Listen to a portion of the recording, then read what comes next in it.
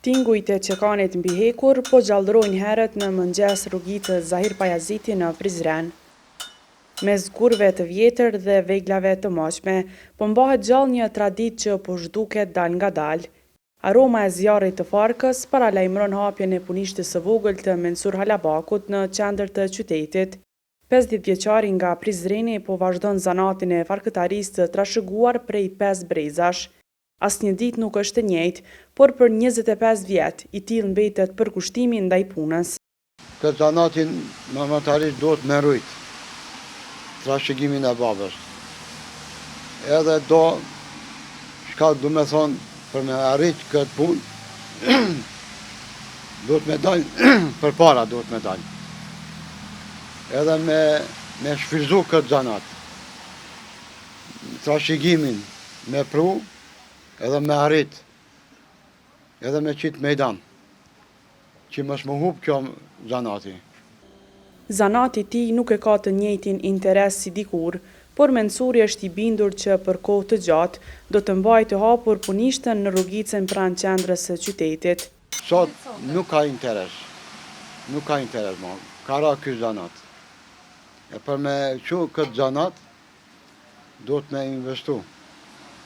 Për me arrit, ma shumë me marrë teknika, ma për para me dalë, edhe me zhvillu këtë zanat. Baba në kalon neve, na e marrë trashëgimin ati edhe fillon me punu.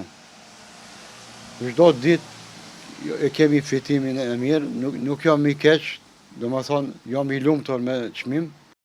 Mensuri është zanatçi i njohur në rrethin, bashk edhe me disa të tjerë të komunitetit rom në Prizren. Të gjithë janë të përkushtuar që të ruajnë kulturën dhe trashëgimin rome.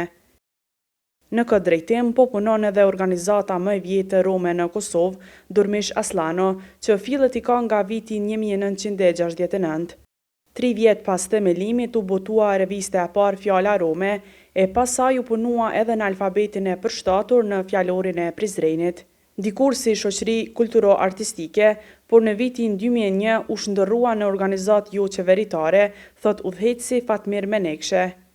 Organizata janë është ndarë në 3 departamente, më së pari ka qenë themeluar si shoqëri kulturo-artistike në vitin 1969, me qëllim të kryesor do të thënë promovimin e traditave, kulturës dhe gjuhës rome, që përmes koncerteve, valleve tradicionale, koreografive tradicionale, veshjeve tradicionale, këngëve autoktone origjinale rome, jo si këngëve të sotshme që janë komerciale, që ta promovojnë sa më mirë kulturën e begatshme rome, jo vetëm në Prizren, po edhe në shumë festival tjera, jashtë Kosovës.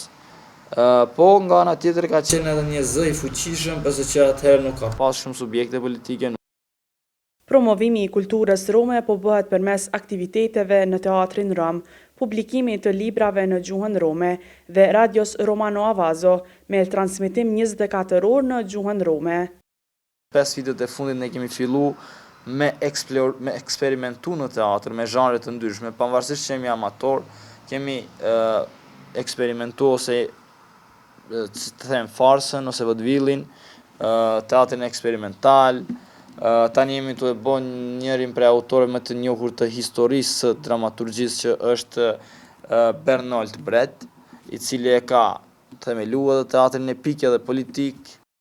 Nga viti kaluar, organizata jo qeveritare Voice of Roma, Ashkali and Egyptian, po kërkon hapjen e një qendre multikulturore në Prishtinë për komunitetet rom, Ashkali dhe Egyptian.